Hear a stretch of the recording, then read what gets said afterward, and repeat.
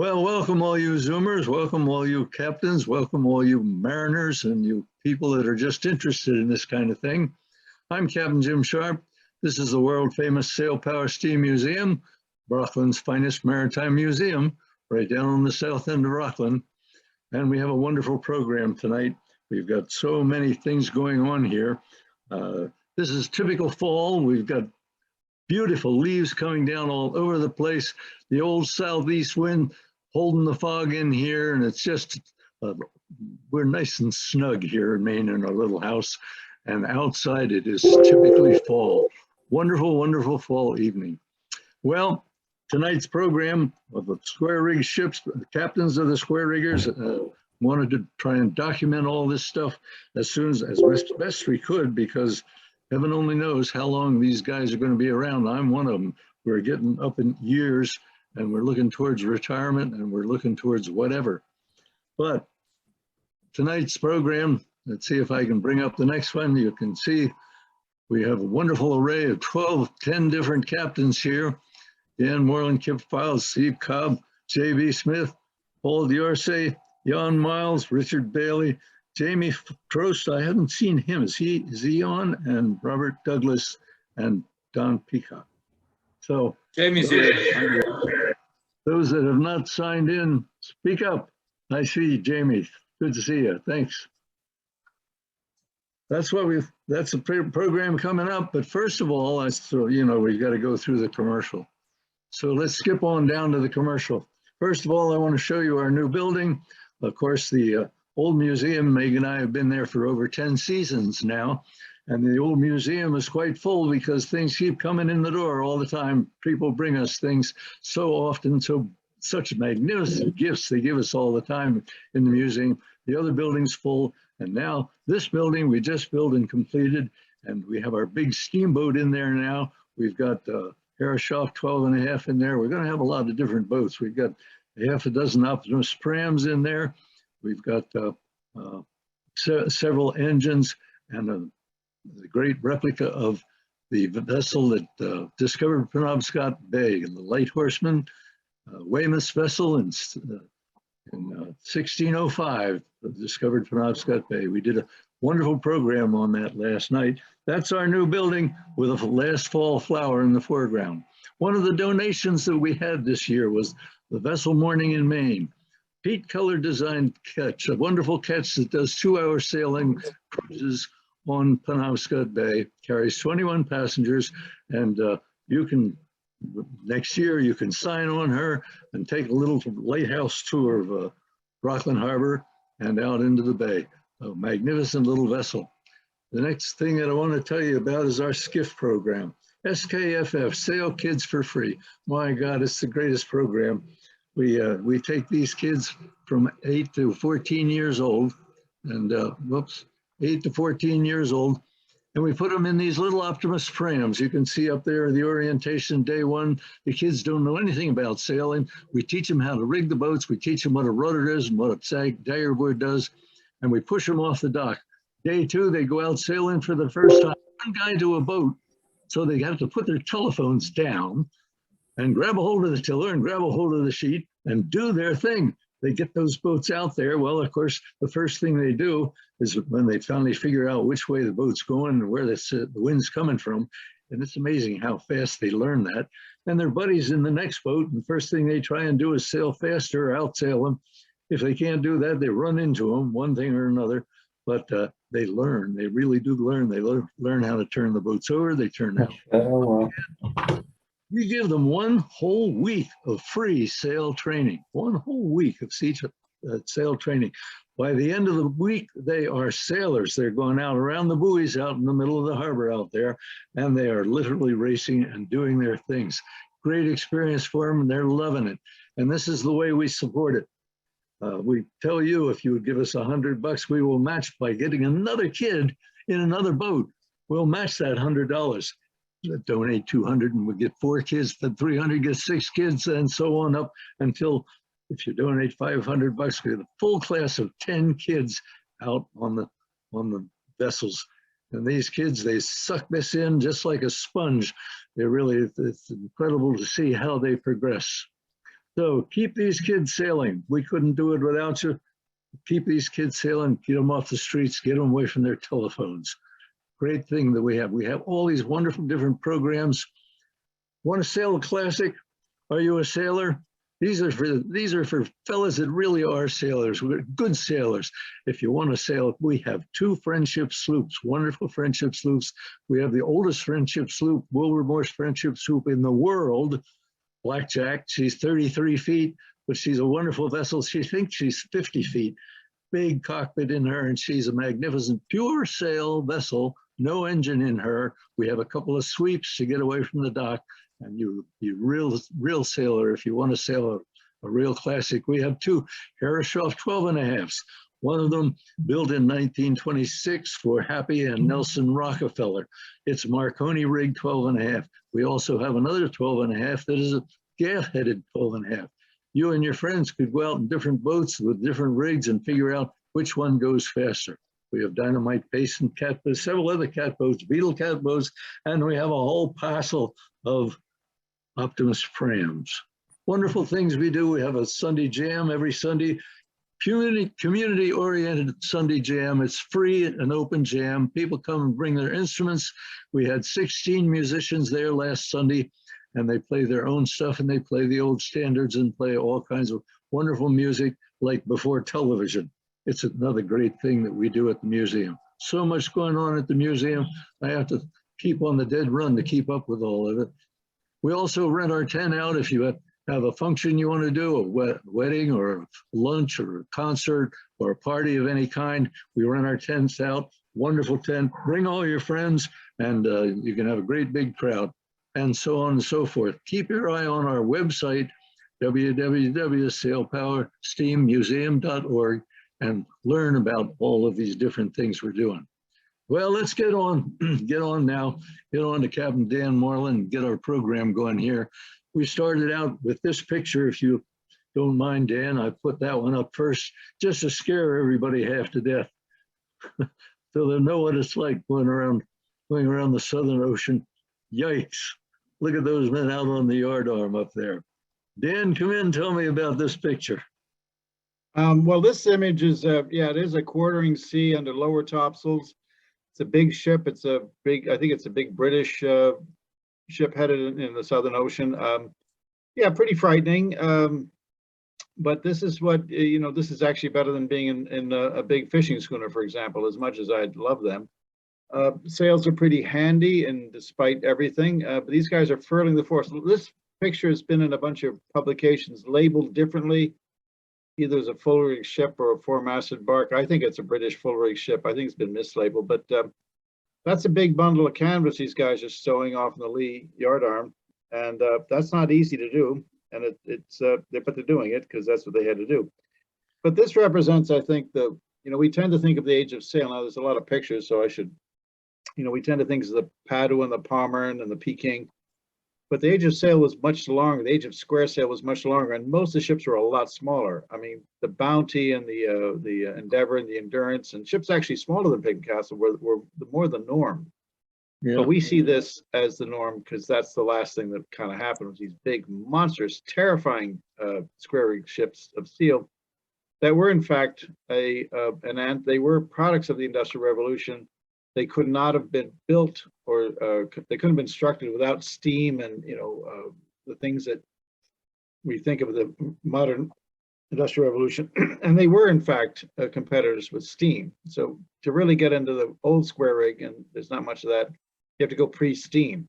So this is kind of terrifying. There's water coming over the lee rail, and this is kind of scary stuff. The ship's undermanned, poorly fed, and I was just looking at that. If there's that much water coming up on the quarterdeck, what's the waste look like? It's going to be wet. And we have to remember that these ships were designed to make money for the owners, not the crew. Yeah. Lots more pictures to come. There. This is just to announce the discussion and to announce your part of the discussion. There you go. I thought you'd enjoy this one. Most of everyone on this forum has sailed in St. Thomas. This is St. Thomas. That's what St. Thomas looked like. That's looking from Hassel Island across to Charlotte Amalia, mid-19th century. And I thought, well, you know, the Maverick, the Romance, and the Gamage might be in there somewhere, but this was St. Thomas when it was a Danish, and the place is packed, and it's mostly square riggers, some schooners, but this was also the norm.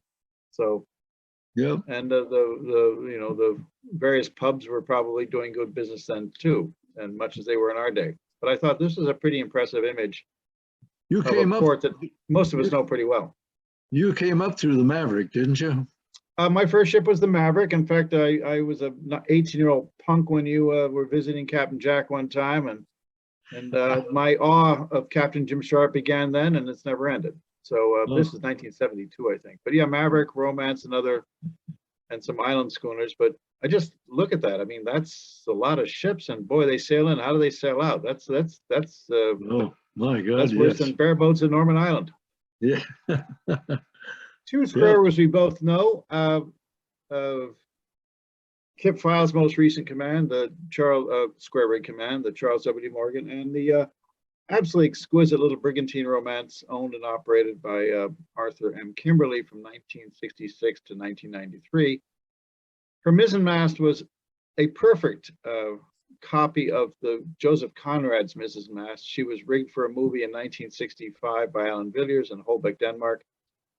Captain Kimberly and Gloria, his wife, having sailed Yankee and square riggers a lot before. He had been an ordinary seaman in the four-masted bark Abraham Rydberg. He was dying to get back in square rig. He was a merchant mate, but lots of square rig times, rigging time, sail-making time. Had a plan with Charles Whitholz to build a brigantine. Never, that was going to be real money. And this vessel got sold by MGM for next to nothing. They sold their trailer and Mystic, and off they went. And then they sailed it for the next 23 years. But she was a sweet little ship, and a lot of us got a start in her. Wow, what a memory! That was 1984. They brought her to Mystic. He had been chief rigger at Mystic at the time. I threw this in just so this is not a square rigger, as you can tell. This is the Arthur D. Story, a pretty flash packet, but I don't know. I just like this schooner. So if you want to build a nice schooner, build this one. What a magnificent vessel, though. But look at the shape of the sails. Look how flat they are. Very impressive stuff. Yeah, yeah. No engine, and they got engines and knockabouts and stuff like. But look at those sails are perfect. Now, what I think is interesting is that the main topsail is set to leeward of the uppermost portion of the Peacock, but to windward of the lower portion. I've never seen that before. Is that an accident, or they just didn't care? Who knows? But those sails, those are nicely made. They're too tired to tack that topsail over. When they figure they tack, they'll have one on one side and the other on the other side. Maybe that's it. Makes sense. But well, maybe every time tacking into somewhere. Every time I ever had my topsail that way, cutting in with a peak halyards like that, it spoils the draft on it. And if they're racing, I can't understand why they wouldn't tack them over. But a lot of them didn't do that. That's true. True enough. But not a square rigger. This, of course, is the Joseph Conrad, originally known as the George Stage in Denmark, built in 1882, and she's about a perfect little square rig as you could imagine. Around 200 gross tons. When I was putting Picton Castle together, I was trying to find a hull like this. Everyone knows this vessel laying in Mystic Seaport, but she sailed 50 years as a Danish training ship. Villiers took her on a round the world voyage, sold her to Huntington and Hartford, who used her as a yacht for a little while, and the Maritime Administration turned her into a training ship during World War II. Merchant mariners would go on for a very fast and dirty, this is port, this is starboard, this is up, this is down, this is they fairly short, like 2 weeks, and get them started. But then gave her to the Mystic Seaport, of course, as she lays today. And that is, but if anyone wanted to build a vessel that the Coast Guard would love and the crew would love and it'd be easy to man and sail, this is the ship. She is, my view, perfect. She's hove to there. She's got her main yards back, probably doing a pilot. I think she's off Sydney. Her jib boom had been shortened because he broke it, but he said she sailed better without it, tacked better anyway, of course, without that jib boom sticking out in front. Single topsail, black sails, but her mizzenmast is, I found after spending years in Romance, and I went up, I'm not sure I was supposed to go up on the Conrad, but some of us in this forum went up on ships we weren't supposed to go up on in the 1980s. I'm not going to name names. But it's exactly the same. So Villiers had the plans of the Joseph Conrad because he owned her, and he recreated the mizzenmast for Romance's foremast. A small thing, but sort of interesting. Wow.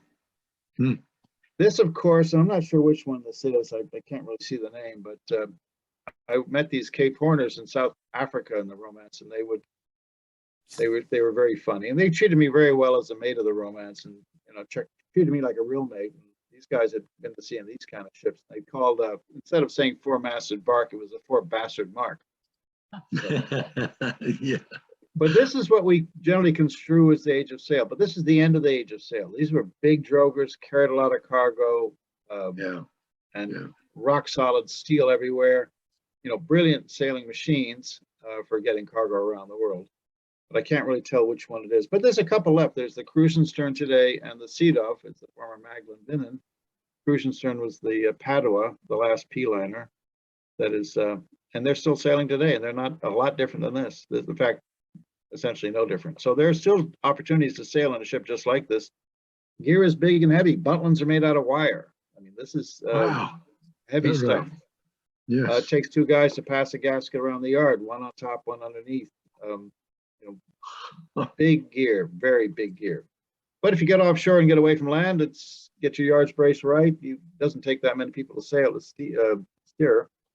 But very different than the Cuddy Sark that came years before, much smaller, about 800-900 tons, had 40 to 60 crew. This would have had maybe 25.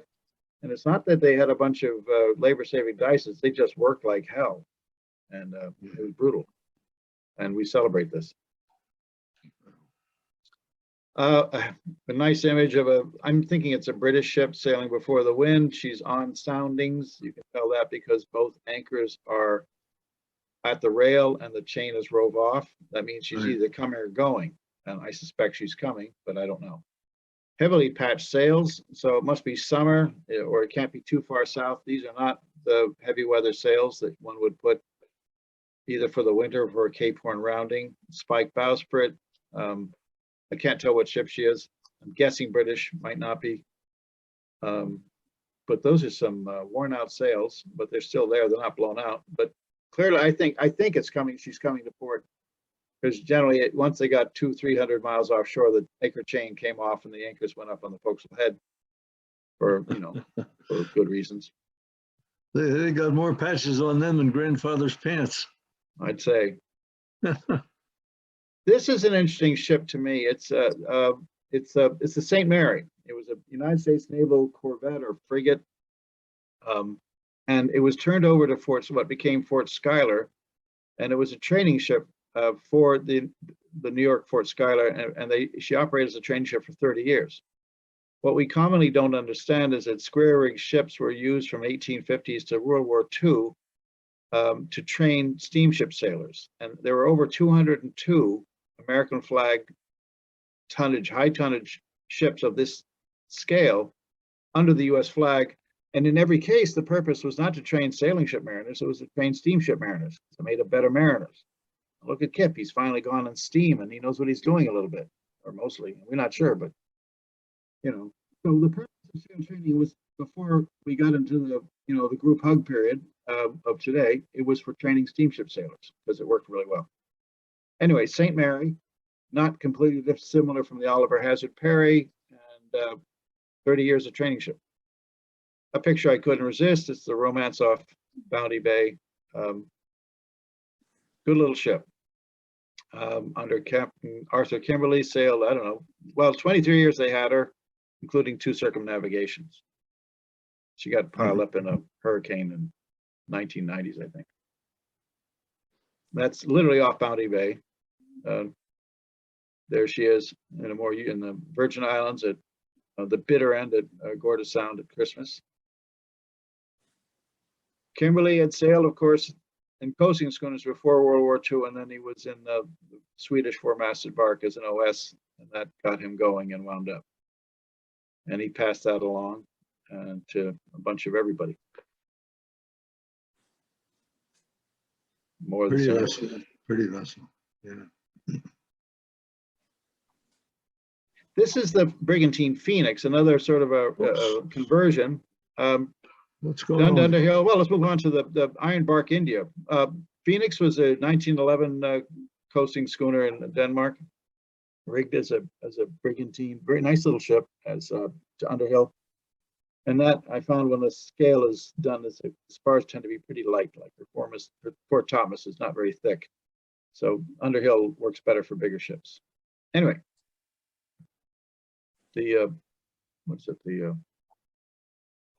now here's when they decided to build, for a brief, I say brief, 20 to 30 years, they built these ships out of iron, and they were incredibly durable, and they still are. And this is, I think she's built in 1854.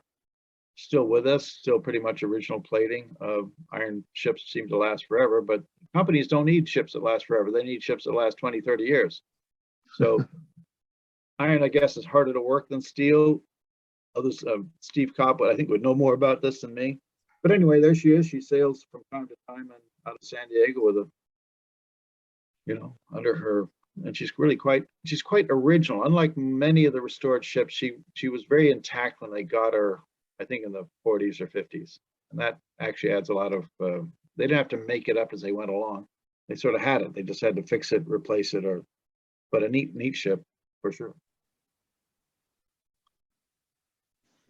This, I think, is the Seadolf. This is yeah, that's the Seadolf, which is formerly the Magdalen Villain, which was an auxiliary sail commercial cargo carrying German four-masted bark. Most of them had a cadet capacity, but she sails to this day. You can get on her, and she's got brace winches and Dacron sails now, and she's actually very intact from her cargo carrying days. And there's just the two of them. There's of course know this fine vessel. Yeah. The Shenandoah. Steve Hyman corrects me. The Star was built in 1863, not 1854, and I appreciate the correction. Shenandoah is probably the last. I think without question, she's the last engine-free sailing ship built under the American flag that carries yards and was built in a commercial shipyard. Now, this is a lot of qualifiers there, but she's built at Harvey Gamage, and Bob, as we know, sailed her ever since until very recently. Quite a flash packet. Yeah, but did Bob ever get in on the show here? Captain Bob Douglas, are you on? Got any little comment about this particular picture?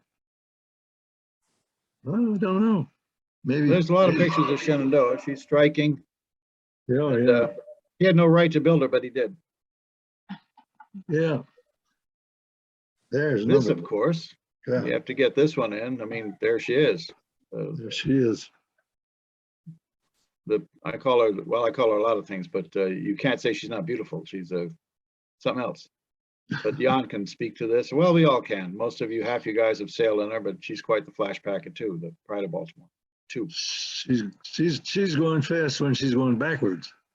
She goes fast at the dock. Yeah. So. Well, what do we got? What's next? Oh, this is of course Pitkin Castle. She's a 300. I was looking for when I started to put this together in the 90s. I was looking for a Joseph Conrad scale vessel, and I couldn't find one. So I got the next one up, which is she's 300 tons instead of 200, and she had her hull is. She never sailed, and people say, "Oh, how can a motorboat be a sailboat?" Well, she was a steamship, and her hull was that of an expanded Brixham trawler. Lots of dead rise, great run, sharp entry. And a historical naval architect would say she's not much different than a medium clipper. But here's the gang. I think I said we're getting ready for I think we're actually getting in from a voyage, sending down sail and at the dock in Lunenburg. She's rigged to Germanischer Lloyd specifications, canvas sails, steel. Most of the spars are steel, but my goal was to make a little Cape Horner. Not that I want to go around Cape Horner. I do not want to go around Cape. I've got no interest in that. And people have asked me, "So you live in your dream?" It's actually, I'm living a better dream. I'm living someone else's dream, because I met all these guys, or not all of them, but some. And what they wanted was a little bark or brigantine or topsail schooner to sail from island to island in the trade winds. I said, that's a good idea. So it's not my idea. It's a good idea. but I've never really had any bright ideas, but I'm picking up on other people's good ideas is not a bad thing. Anyway, moving on. Good gang aloft. Learned how to taper steel spars out of pipes, and they're furling. The sails are cotton, the running rigging's manila. I've been criticized for not knowing better. That's possible, but we can make them on board ourselves, and the crew learn how to make sails, and they last a long time if you dry them and look after them. They don't if you don't. Although that they'll last as long as Dacron, but Oceanus, that's hard to beat. Here's our wharf in Lunenburg, drying sails. I presume we're drying sails. We're obviously not sailing, we're tied up, but we're drying sails, probably getting ready to unbend them, send them down. Yeah. Leaving Stavanger, Norway, after some, I don't know, we went there for some reason, 2008. And it's pretty handy. I mean, the thing that square riggers don't do well is go to windward, but they do everything else pretty well.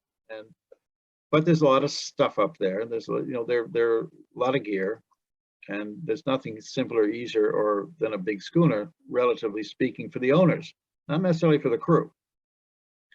The sails are handy sizes. Your sails look beautiful. They don't look very old at all or anything. Well, they're different ages, but those actually look pretty new sails. But we think of the distinction between a schooner and a square rigger is that the sails are actually very much under control on the square rigger. And a schooner, we're really depending on the wind to hold them out there so they don't jibe and rip our topmast out or something like that. All very significant. I mean, if I was sailing out of Lunenburg to the Grand Banks and back, I wouldn't want a square rigger. That'd be ridiculous. Sure. But if I'm making deep water, blue water voyages, then square rigger is pretty handy that way. I'll get into that more later when we get up to that slide. Leaving Stavanger. The gaff topsail is more or less for the postcard, doesn't do much good. And anyone that's sailed with a gaff topsail will just sort of mutter amen. Nothing worse than a 4-gaff topsail on a schooner, and it's not much better on the mizzen of a bark, but it looks good in pictures. Yeah, yeah. And we finally get blue water. This was actually taken. We were coming north from Bermuda, and it was a nice day. It was fairly smooth, good swell, and we launched the skiff to get some pictures. And the wind was making up, and to the point where the ship was overtaking the skiff. Not completely, but we basically had to hoist the boat and the davits as the Pick and Castle went past the boat. They threw, I mean, it was okay, it wasn't that bad, but we hoisted her as we sailed by her. But anyway, that's sort of our beauty shot. Hard to get a good picture under sail because it's usually, if you're getting a picture, there's not much wind. Here we have some wind. This is headed south from Lunenburg, bound for the tropics, and good breeze. Not too much, upper topsails are still set. This is a good roll. Probably exaggerating everything, but she's a little bitty Cape, well, not bitty, I suppose, but she's a 300-ton. The idea is a little Cape Horner. The ship could go around Cape Horn, but not with me on board. I'm not doing that stuff. Down from aloft. Sailmakers on the quarterdeck, tolerating my picture taking. It's fun to make your own sails if you've got time. If you're sailing around in the summers, it's almost impossible to do, but if you have a year voyage and most of it's in the tropics, then you can make your own sails. It's hard to do it if you're doing shorter trips. We're having trouble getting good cotton today. Flax is available, but very expensive. Looking aloft, guy in the lee of or in the shadow of the foresail has got a pretty good job that day. It's a pleasant ocean life. We like it okay. You get your sails in this country? We get I think the cotton mostly comes from India, but we make them on board ourselves. Oh, yeah. Yeah. Wow. The cotton, I think, is mostly coming from India. Guys bending a mizzen topmast staysail. There's nothing particularly innovative. In fact, I'd say absolutely nothing innovative about the rig. It's a very conventional rig. And I try to, when I'm yakking about this stuff, we often talk about modern and traditional, but both of those are tainted. You know, modern is obviously better and traditional is obviously folksy and kind of out of date.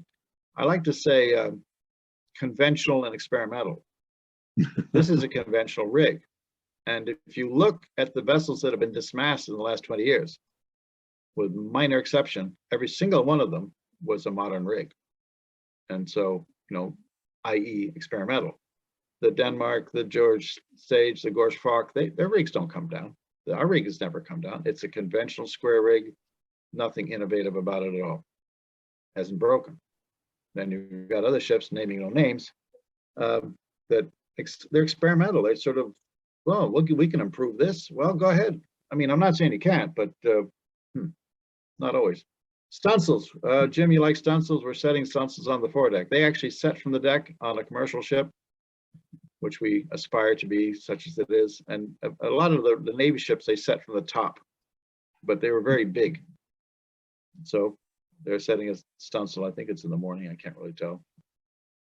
Up they go. They set just like raffies or kites or spinnakers or anything like that. They handle just like a spinnaker. The stunsail club is, in fact, in this case, bamboo, nice and light. That's looking up aloft at them. The top, they got funny now. The topmast stunsail is equal to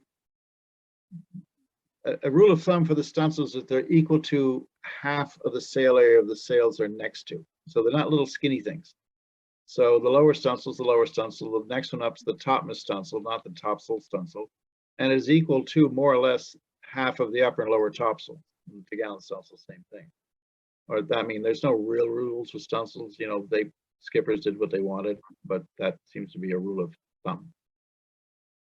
Next one. Yeah, it's a great picture there. Here we're in the R4C. We're bound. We come from Bali. We're about 25 days out of, we're 25 days out of Espiritu Santo, and we're probably 5 days out of Bali. And that came out okay. Sea's very smooth. And do they help a lot? They help some. They probably adds up. They're big. The steering is nice with them. They balance the steering very nicely, but I can never really tell if they didn't really give us a knot extra. When we set the fisherman's staysail on Ernestina, you got a knot of wind. If you set the guy, you know, flying jib, outer jib topsail, you felt her pull ahead. Not so much with this. And of course, we have to anchor nice places. Part of our thing. This is in Asanvari and Mewo in Vanuatu, and it's quite deep. You have to, but you can't. The village we're anchored at, you can't get to except by ship, and so we have a nice relationship with those folks. There's a waterfall. It's pretty idyllic. I just hope Steven Spielberg never finds it. It's kind of gorgeous.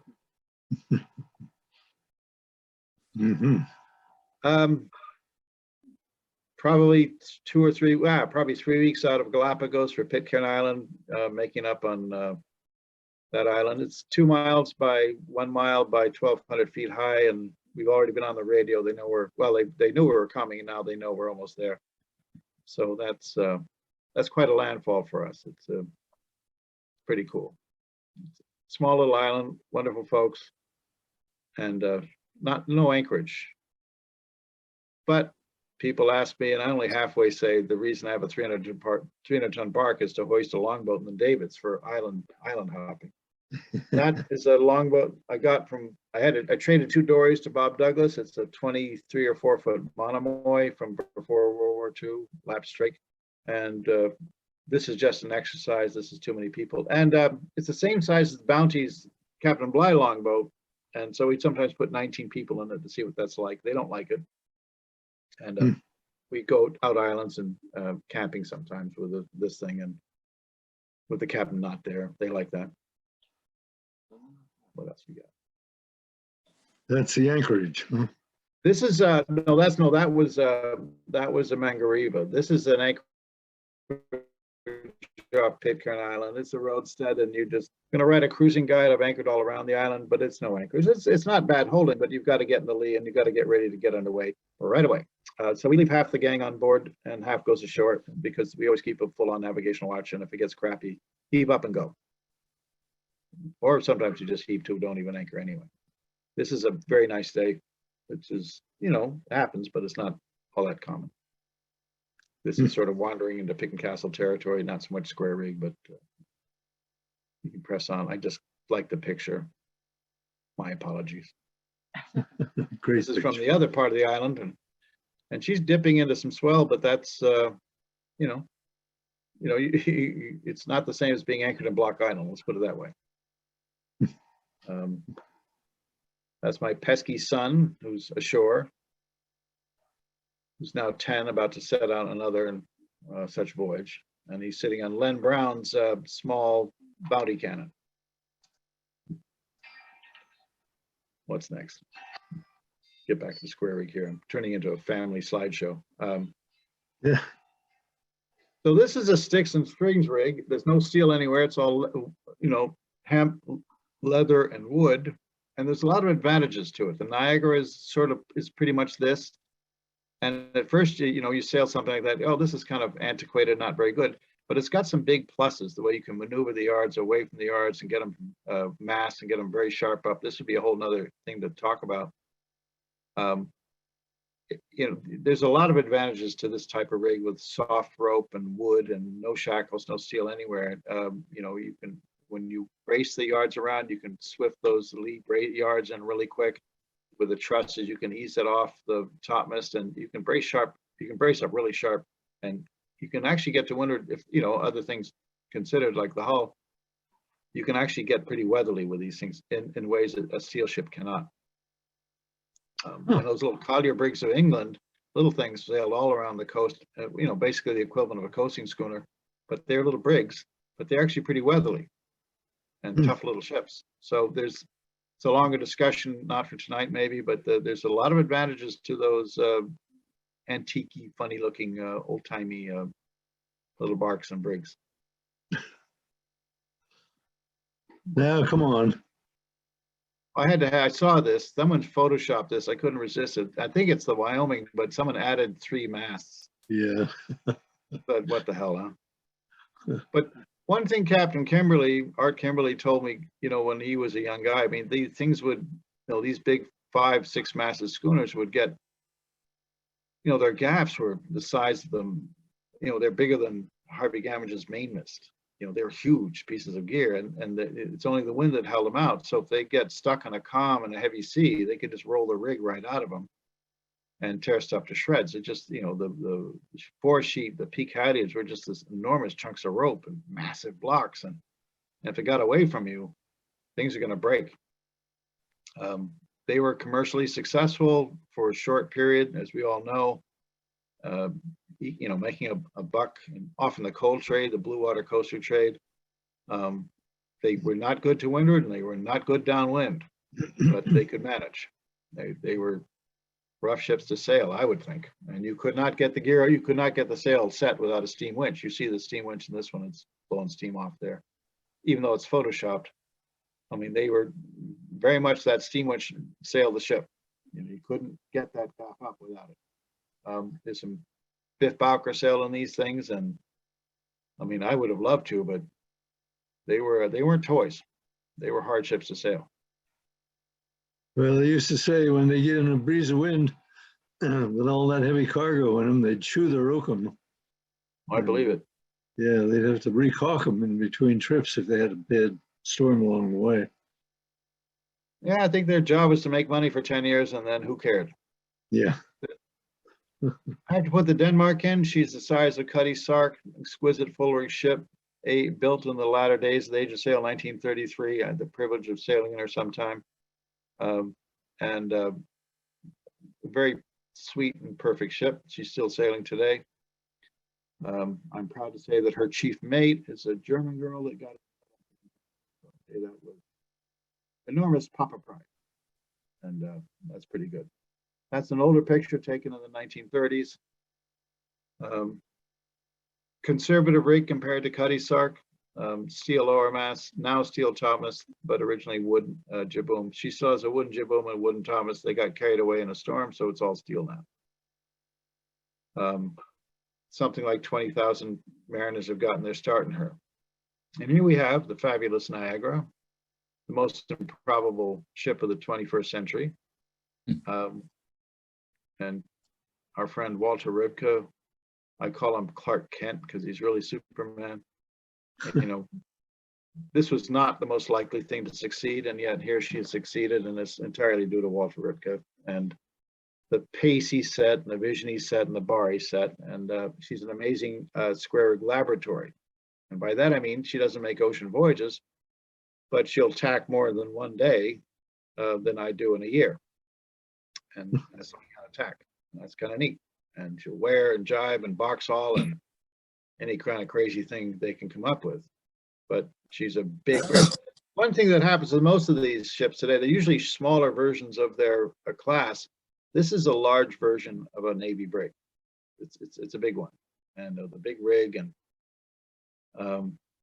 she's pretty neat. Good picture of her. It's nothing wrong to have Niagara on your resume. This is a badly done ripoff of there was some yachty thing, but I thought it's worth mentioning. This is where you get a little. So I mean, no sailing ship goes to windward, and you can argue about how wrong I am on this, but I think the thing that's important is, you know, a good schooner goes to weather much better than any square rigger, and you know, some better than others. You know, and so the red is sort of the piece of the pie that a big schooner can sail to. But when you get dead downwind, it gets pretty dodgy. I think we'll all agree. Now, no ship, including a square rigger, really wants to go dead downwind, but a square rigger can do it fairly easily, even if you don't really like it, and you can even sail by the lee pretty easily, even with the sea running. So, in effect, again, in my opinion and my experience is that while, you know, square riggers are never going to be weatherly, and I think I've exaggerated the black here a little bit. I don't think it's that good. That you get at least as much the same piece of the pie as a schooner does. If you take out the dead downwind, which you can't do with a big schooner. Just not for long anyway. I mean, you can kind of, in smooth seas, you can sort of sail a little bit lie by dead downwind or by the lee, but not in a big sea or anything. You just get in trouble. I mean, you can disagree with me, but I think this is I think it's fairly accurate.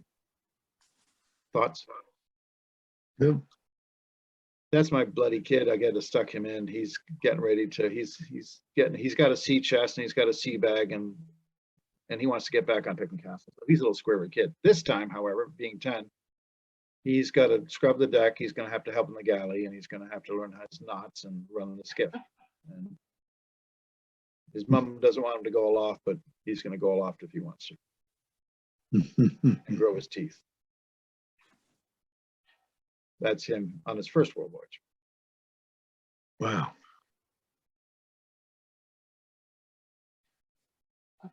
That's Picken Castle showing your entry at Fitzgerald Shipyard in Fiji. They're standing on the anchor. Is that a good idea? Possibly not. We just finished up. The photo's a little bit squashed, so it doesn't show her dead rise well, but it shows the hull pretty well otherwise. That's a 1,500-pound anchor and 1.25 inch chain. Anyone that sail a sailing ship with no engine knows that having anchors is good. So I try to sail her as if she doesn't have an engine, and so anchors are good. What's next? Harbors were like this everywhere, particularly in Europe. This was all over the place. Square rig must have worked pretty well, or they wouldn't have done it. And why do I say that? Well, it's actually not cheap. You know, it's expensive. You know, even in the day. You know, it's a lot of wood, it's a lot of iron, it's a lot of work, a lot of labor. So it worked pretty well. See a schooner there, or barkentine, and a whole bunch of square riggers. Next, Jim.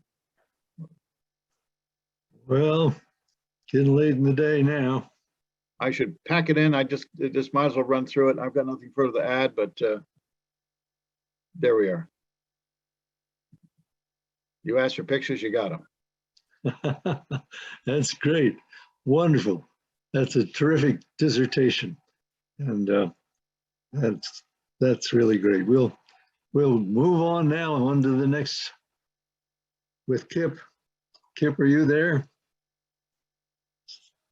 Kip Files, Captain Kip Files. Jump in. Yeah, I'm here, Jim. There you go. There you Dan go. has a tendency to put me to sleep, but that's okay. Sorry to wake you up, but it's time. Your watch. Okay. Well, I can't, I'm not.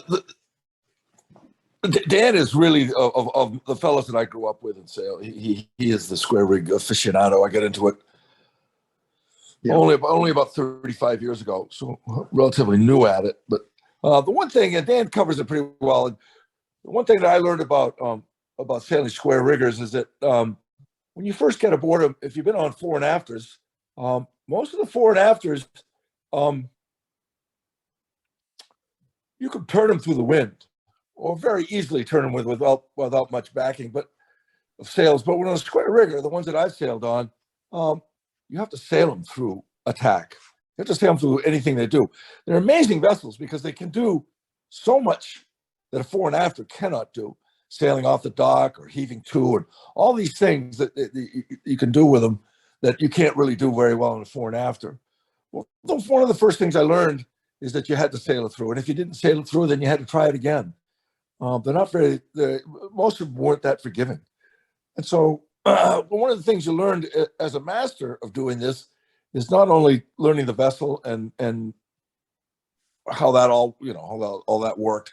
And so, but the timing of attack or bringing the bow through the wind was crucial. A little bit different on every vessel, but close enough so I feel comfortable that I could step on a square rigger and attack and give it a whirl anyway, and without losing too much to leeward, I could probably attack. Now I have not tacked a full rig ship, but I have tacked most of my sailing have been barks or brigs or square topsail schooner, which I think, coming right back to thinking about it, I think the square topsail schooner is one of the greatest rigs ever built. And for me, they're just so handy. They can do so many things. Those 2 or 3 yards up aloft make things you can do things that you can't do with just all fore and aft. And of course, the prettiest one I've seen in a long time, no offense, John, but is Bob Douglas Shenandoah. I remember when I first saw that in 72 or 73 and going, oh my, I got to get aboard that. But anyway, one of the things you learn when you're a square rigger is, a fore and after, if you have to change 10 degrees or something, you may get a few people to haul on a sheet and there it goes. When a square rigger, you might have to wake up 18 to 20 people, depending upon the size of the vessel, to go 10 degrees off, or to tack. I remember, I can't remember who it was that mentioned to me one time. They were talking some large tanker fellow, and they were talking. It was Andy Chase, I think, and he says, well, to change course of 10 degrees on your super tanker, go up there and you turn a dial and it changes 10 degrees. We might have to wake 18 to 20 people to change 10 degrees. And so it's the things you learn is a lot about timing and a lot about your crew, because most of the crews these days, the ones that I've been sailing with, a lot of these ships, this comes from Alyssa, which I spent 25 years with, and she most of the bulk of the work is done by volunteers. They're not sailors at all. So you have to keep an eye. A good captain, if you have attention deficit disorder, you'll love sailing a square rigger, because you need to know what's going on in all the masts. You need to know what's going on everywhere, because without it, you'll lose your tack, you'll lose your wear. And so it's for those of us that have it, it's very comforting because there's so much going on at one time. Here she is. Yeah, thank you, Walter. You did a great job. And she's a wonderful sailing. 1877, iron built, Aberdeen, Scotland. Went through some hands and ended up in Galveston, Texas. And I got to sail on it for about 25 years straight. It was a unique opportunity. And Paul DeOrsay's here. I think Steve made it too. He and I got to sail her together. I think back at those days, a lot of smiles. She's a really handy little ship. Really handy little ship. You can do a lot of things with her. The great thing about doing this type of, we did mostly day sails. We did do some overnights, But most of the day trips we did, so we got to do a lot of maneuvering. So you learn to do a lot of stuff with them on a day ship. That's a lot of work to go out for 6 hours. But in that 6 hour period, we may tack a dozen times. And so look at those reprobates. Most of those guys are in jail, aren't they? That's some of the main fleet. And it's Kurt Voss, who also was a huge influence of keeping Alyssa alive for so many years. The one thing about a square rigger, one thing I learned about square rigging, although you can do this stuff coastwise, it's nice to have an engine if you're doing that, it gets you out of trouble. But it can be done without it. But you need a little assistance, maybe a tug. When we did the Charles W. Morgan, I needed to have boats around me all the time, tugs around me all the time. The Coast Guard didn't want her, just there she is. And she was the handiest square rigger I've ever sailed. That vessel, it was one of the first factory ships. She was designed to go offshore and stay there until her cargo was full. It's a business that we don't talk about that much, but it was hugely important in our development of our country and our first energy boom. It was the oil. The story that I've heard with whale oil is when Europeans started lighting their streets at night, that the crime wave went down, and so everybody started doing it. So we have less crime. Well, you needed the whale oil because the whale oil was cheaper than candles. It would last longer, and we did it here better in North America, especially the Northeast, than anybody else. And that was create a lot of commerce, the whaling ships. But she could do pretty much anything. She'd stop on a dime. It's interesting because here's a museum that has this wonderful historic vessel, but they knew very little about how it would sail. And there was a lot of talk how she wouldn't sail very well. But if you'd ever seen her out of the water, you take a different view of that. And she sailed. She was remarkable. She'd stop, go, turn. I mean, she did a remarkable vessel. This is again, as you listen. There's a picture. I think Dan took this picture actually. Dan Moreland took this picture of Shenandoah. Wonderful square topsail schooner. She has the advantage of the fore and aft, which can do some things that square riggers can't do, like getting into close harbors and a lot less crew. And then she also has the advantage of the squares, which if you think about it, if you're just a fore and after and haven't been to squares before, you round her up into the wind and you bring those squares right square to the ship, and they just act like brakes, and she'll back down easily and drop the hook. They're really, really versatile vessels. But Jan can talk more about that. He spent more time on the square topsail schooner than I have. This is just a little drawing of a ship, and we could get into the rigging of it, but that's for another time. And it's just my thought on this when you talked to me about doing this, Jim, was just talking about the experience of as being a master on a square rigger. Lots going on is what I can tell you. There's lots going on, and you learn the timing. Again, as I said before, the timing of the tacks to get it through the wind, and your whole advantage is to see if you don't lose too much. If you can, get above your rum line from the last tack and start to creep above that, then you've done a pretty good job.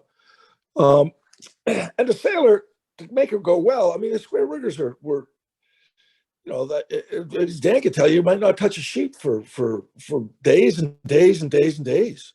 You just get in the trade winds and go.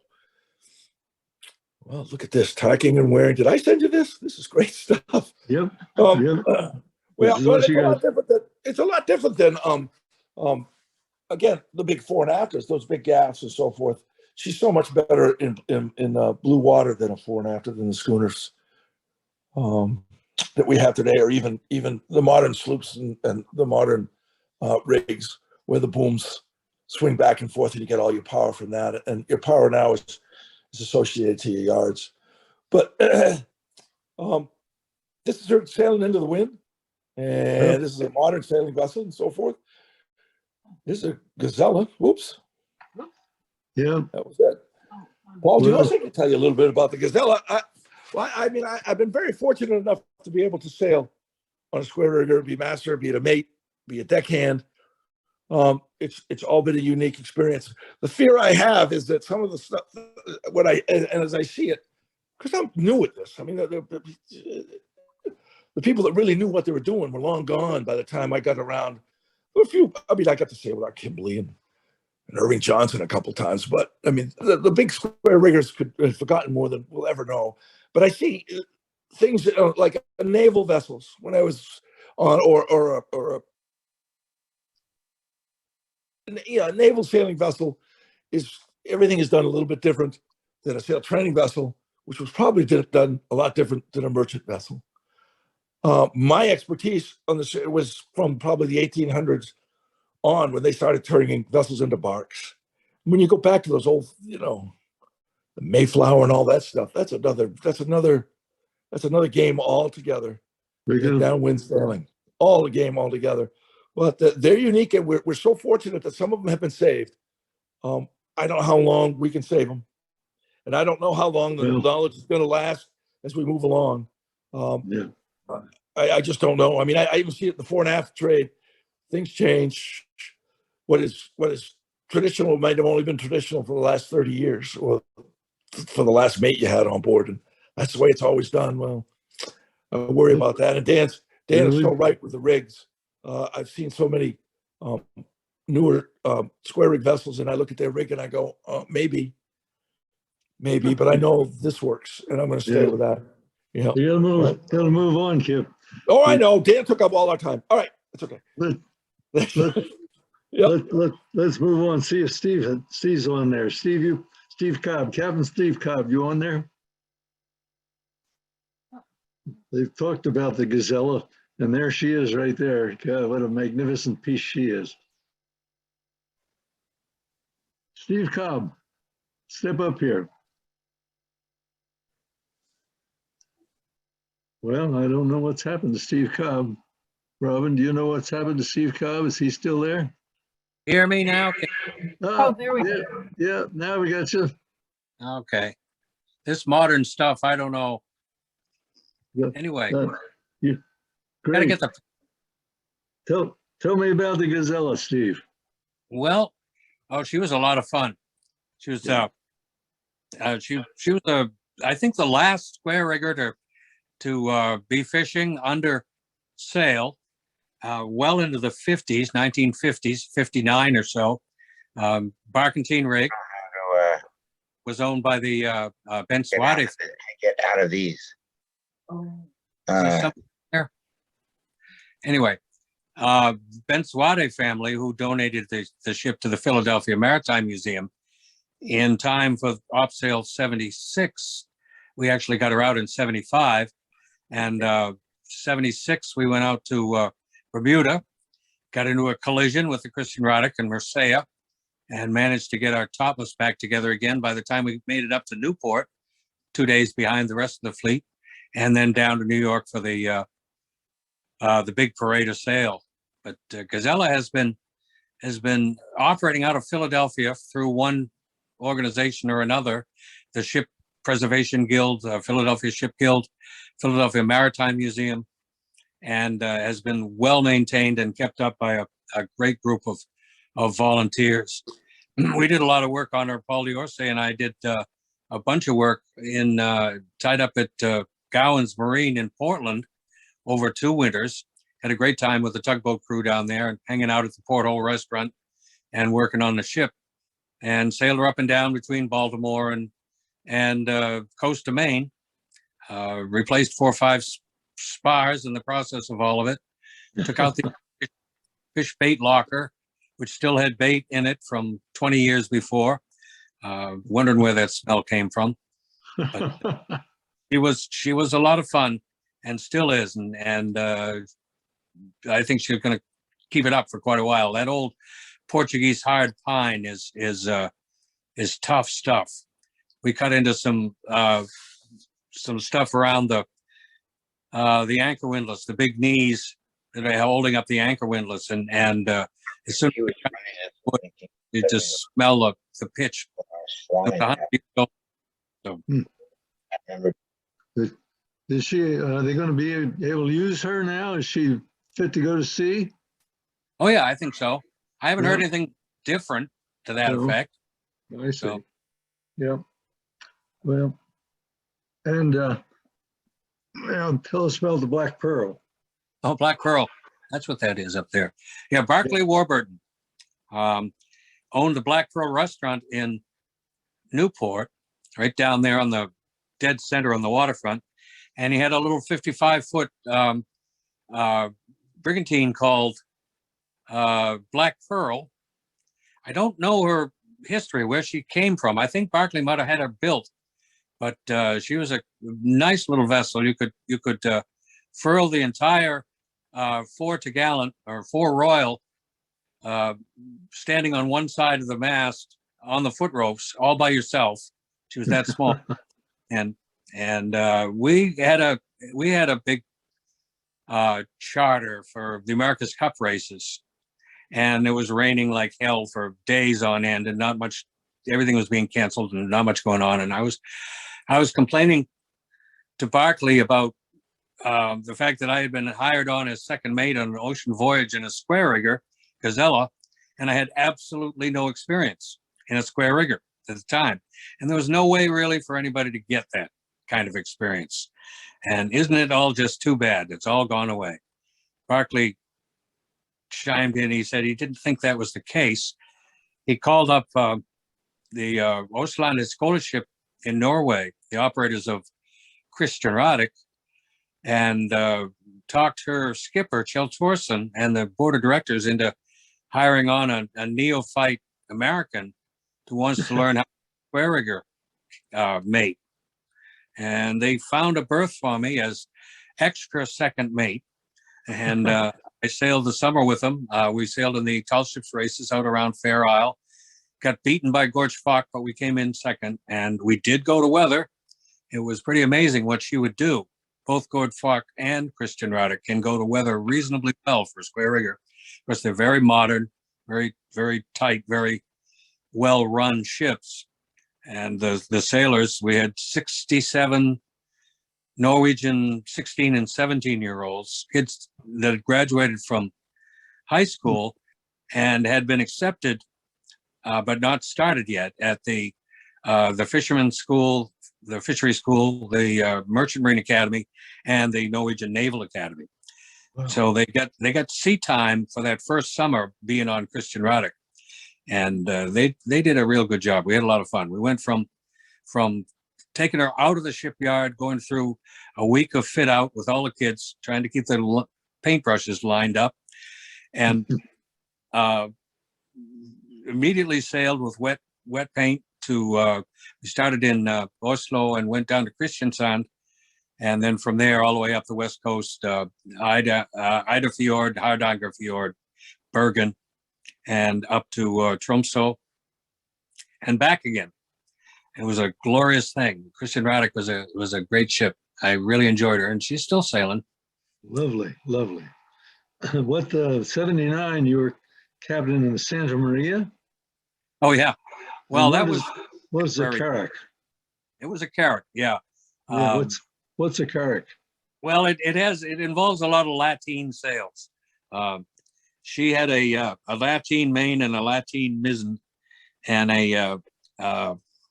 just a single square sail on the fore. She was about 55. No, she's bigger than that. I don't remember how long exactly, but she was set up as an exhibit ship, would pull into different ports around the Gulf Coast of Florida and transform from a motor sailor into a 15th century carrack. All the accommodation down below and the galley and everything would converted into barrels of cargo. And we showed kids around, and everybody was in uniform except for me. I didn't want to wear a uniform, so I was told that I couldn't be on deck wearing 16th century without wearing 16th century or 15th century costume. But it was fun. But I don't think it worked out very well for the owners, because the next winter she burned to the waterline in mysterious circumstances. Yeah. That happens a lot, especially with this one too. This is Unicorn. She was my favorite ship. a wonderful little brig. She was a little under-rigged compared to Niagara. She was about 10% small, her rig, compared to her hull tonnage and shape and size. Pertti Tarvis in Finland had built that rig in order to carry cargo in the Caribbean. And he figured that what with the love of square riggers that had come out of Opsail 76 and how everybody wanted to sail in a square rigger, yo ho ho, if he put a square rig in, he would never have to pay for crew, which is true. And we had a really good time with it. Taught a lot of people a lot of good stuff. Had a great bosun, Jimmy DePina, who went on to sail in ships. I think he's still at it. I don't know. But Unicorn was fun. We sailed her out of Boston, out of the aquarium, for several years running, and usually came down east and would get, well, not usually much further east than Penobscot River or so, because we had to get back up to Boston, to the western. But we used to go up. The Penobscot River was always fun because this brig was set up so that she would sail backwards just as well as she would sail forward. And we found that we could make it up the Penobscot River, or a similar situation, with a going tide. Get this straight here. Yeah, going tide and a southerly breeze. We could make it down the river when it was dead to windward to get down the river. But we just go back and forth, go astern and then brace everything around and go ahead and brace everything back and go astern again. And the current would carry us all the way down the river. And I think that's something they used to do. They used to have to do, short of kedging and towing yourself up the river. Yeah. It was a good way to get around. Interesting. Went on, she got under the American flag, but then was sold, as usual with these sorts of things. They didn't have any money. She was sold down to St. Lucia and operated as a excursion boat and dive boat. They went out to a reef and everybody dove all day, and then they came back and they opened up the bar and everybody drank all night. And she started to go downhill quite a bit. I think JB has seen her since. I have. But 10 years ago or so, she was being towed around the north side of, I believe it was St. Lucia, might have been St. Martin, I'm not sure, when she just suddenly sank in deep water and hasn't been seen since. Nobody was aboard, nobody was hurt, and there was no reason for it to happen, but she just suddenly sank. So that end of Unicorn. Hey, Steve. So next, Regina Myers. Hey, Steve, can you hear me? Yes, who's that? Very dark. It's Patricia Brennan, an old Unicorn crew member. Oh, hi. How are you? There you are. Yeah, I'm in my car driving home. Hey, Steve. Hey, JB. Hey, Yon. We all crewed together on the Unicorn down in Tampa.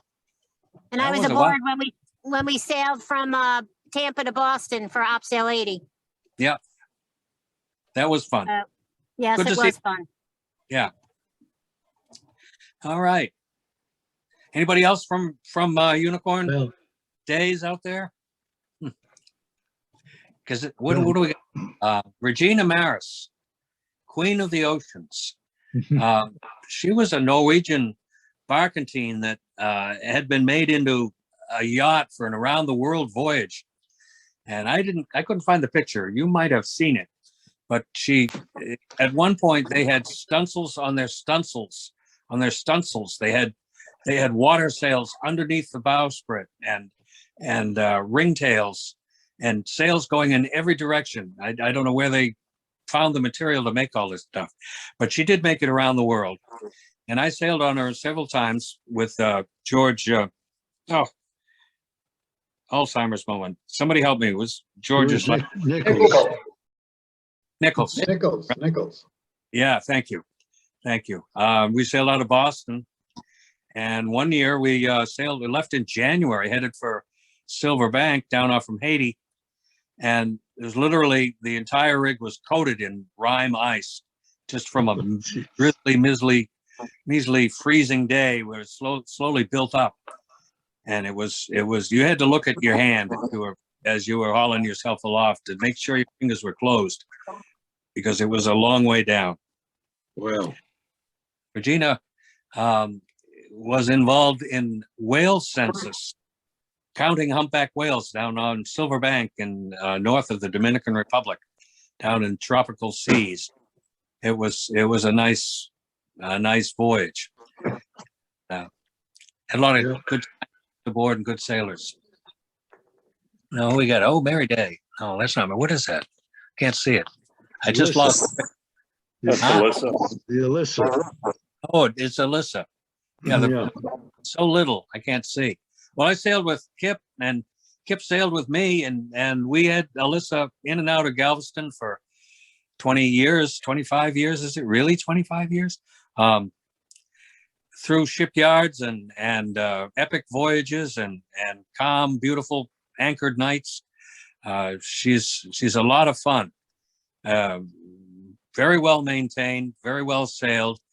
The crew go through more training and know more about the intricacies of maneuvering that vessel than I think we did most of the time. They You would, had a little argument with a tanker and busted her jibboom. just a little one. You should have seen the tanker though. No, it's a good example of bank suction and cushion. Something that doesn't happen just to square riggers. The Yeah. Houston Channel had recently been dredged, and the side walls of the channel were quite steep. They had sloped down naturally, so it was like being in a gutter.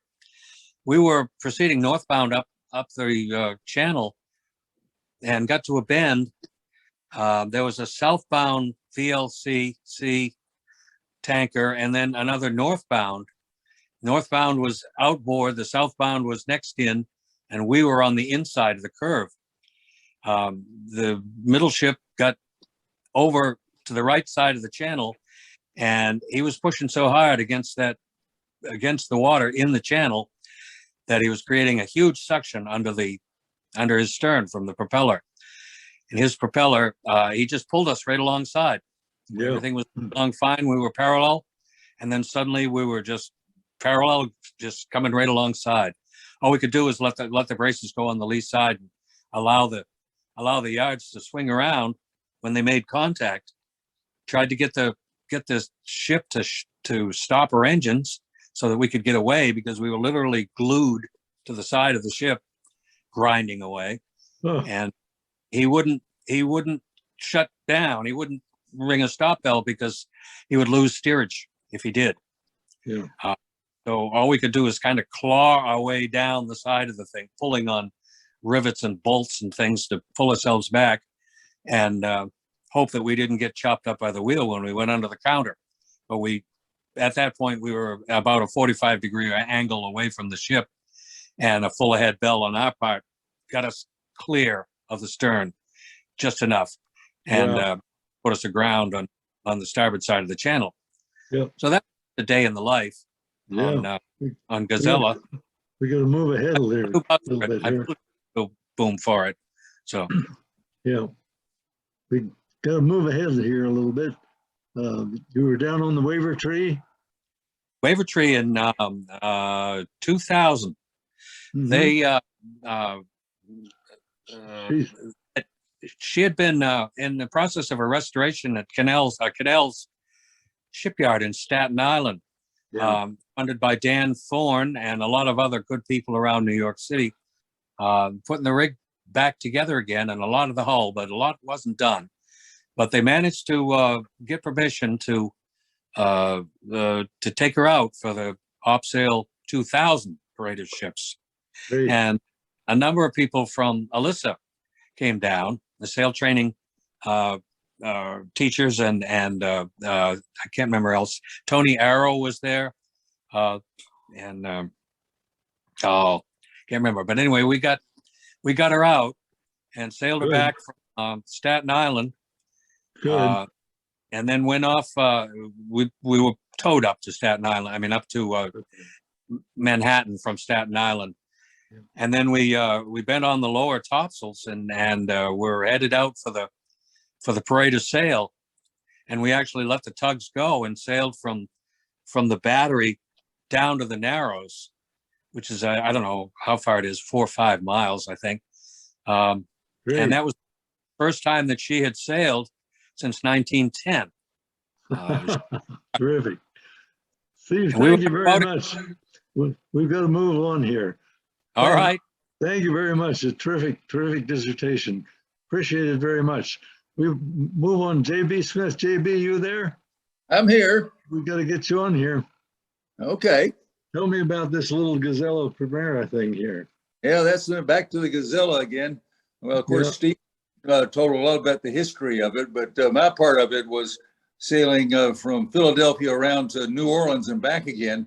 And the Yeah. reason for that was to do this movie called Interview with a Vampire. Might have read about. So anyway, but it was a great sail. We had a great sail down, especially down to New Orleans and up into the river there. And Steve had a lot to do with that too, because he was on set as the, I think, what was your title? You were the, I don't know, the coordinator of vessels. Boat wrangler. Boat wrangler. Oh, the wrangler. That's right. You were the boat wrangler. Yeah. So he was wrangling boats, and there I was on board Gazella and dealing with people like Brad Pitt and so forth, these stars that were the vampires, and everything was shot at night, which is kind of different. So everything happened at night because that's when the vampires come out, of course. So we were on that, and but we had some good sails actually. We sailed off the dock at least once, maybe twice. There was the burning of New Orleans. I think we sailed off the dock for that, and they lit New Orleans on fire. At least it looked that way. So yeah, that was interesting, and the return of that was even more interesting. Once all the cameras were shut down, we were left with Gazella looking like a wreck because they had decided to make it look old. She showed up looking nice and fresh and new, of course, and white. And so, well, the movie people didn't let that last for very long. They painted her all up so she looked old.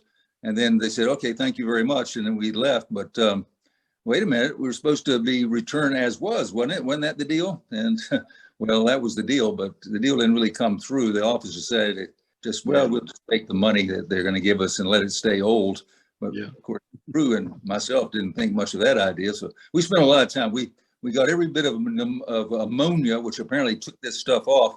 And we could find in New Orleans as well as Key West later on and scrub that boat from the deck houses right down to the water line. So she once again was right. So that's how we got back to Philadelphia when she looked like she came back. But that was kind of a curious situation. Oh, there's Unicorn. Yeah, Unicorn again. Well, Unicorn, of course, Steve talked a lot about Unicorn. And I have a special spot with Unicorn, of course, because after Steve was captain, he let me become captain. And that was my first command. And that's also where I met you, Jim, for the first time. Yeah. We did that passage south, Steve skipper, and I think I was the mate, something like that. And I never will forget that the crew, we had a Southern crew on there, which was, well, they had a different way of moving, shall we say. They were amazed. Oh, who is this guy? Here's this sharp this Maynard coming on. What is he for? Oh, wait a minute. He's just limping around. Wait a minute. He's not just limping around. He's up there on the Royal Yard. How do you do that? How do you get up there? A lot faster than we could. I remember that was a pretty funny situation when they realized that you were quite the nimble character there and showing up. On down towards I was a little younger then. Yeah, well, weren't we all? Yeah. But, yeah. Oh, Unicorn. Yeah, 3 years in Unicorn, and then I'm the one who got to turn the keys over, so to speak, to the new owner that took her down to St. Lucia. And well, that was a whole nother story. I didn't get to see her. That's off Fort Jefferson there in the dry Tortugas. It was a nice time. We went to the Tortugas quite often because she was home port in Tampa. So we were the Tortugas quite a few times with Unicorn. One time we actually managed to talk about sailing upwind. I think nearly, if didn't actually, do a circumnavigation of Fort Jefferson under sail. We get her all the way around. So a circumnavigation, that was pretty good, sailing all the way around Fort Jefferson, because a little shallow water some places. And yeah, there's a famous part, there's that left-hand shot. There's shooting Roots, the movie Roots, which she was the slave ship in Roots. So a lot of people saw her there for the first time shooting Roots, that film about, you know, the heritage of coming across on that middle passage and so forth. And that other one on the right there, I think that was in New York Harbor during the Opsail 76 when she was caught in a bit of a squall, as all the other boats were too at the same time. And I think the guy up there on the bow screaming with his megaphone at the onlooking vessels to get the hell out of the way. They're about to get run over. I think that was the deal with that one. So yeah, there's some music going on. Yeah, we had some great music folks on board. Tom Sullivan, who was one of our deckhands, and the shanty man, who was an incredible musician. He put a group, a group. I think Jan Miles was part of that group, and several other that we know that created a recording, Salt Atlantic Shanties. And I recommend it to anybody who's interested in shanty music. That's the real thing, because not only the people singing the shanties in a very authentic way, but we shot it when the boat was actually working. So you hear the music, and you also hear the actual creaking of the blocks and the working of the pumps and the windlass and so forth in the background. Yeah, a couple of nice shots there. And the sunset, I don't know where that was, but the one on the right, I know that one. That was in the fog off Camden Harbor. Yes, right there. We came into Camden one time, and that's, of course, you can't tell what it is. Could be anywhere, but that's Camden Harbor. Yeah. We sail that boat all over the place. Yeah, well, there's great paintings there. Don Damaris, one of the top marine artists, certainly painting anywhere, and certainly in the United States. He did that little painting there some time ago. Shows Unicorn just zipping along there. We had a great passage. The passage I'm thinking of is the one we did from Newport around to Tampa, right? One of the last trips we did before things got kind of rough. And there she is there with her St. Lucia experience, the brochure.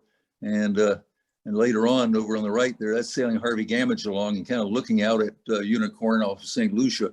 I was able to get into several different schooners, and I always try to time the passage down the coast off of Castries there, because I knew when Unicorn would leave, she'd leave at 9 o'clock in the morning with her deck cargo of all kinds. She didn't have any limit. I think she had even as many as 100 people on deck sometime.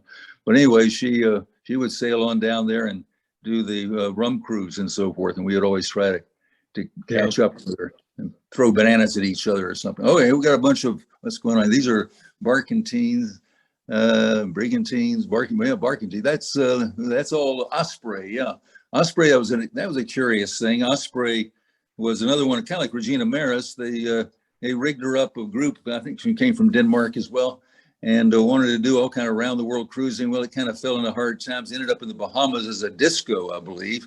And then some folks, the Japanese, and they had an idea of taking her back to Japan or China or someplace and doing a cruise ship thing.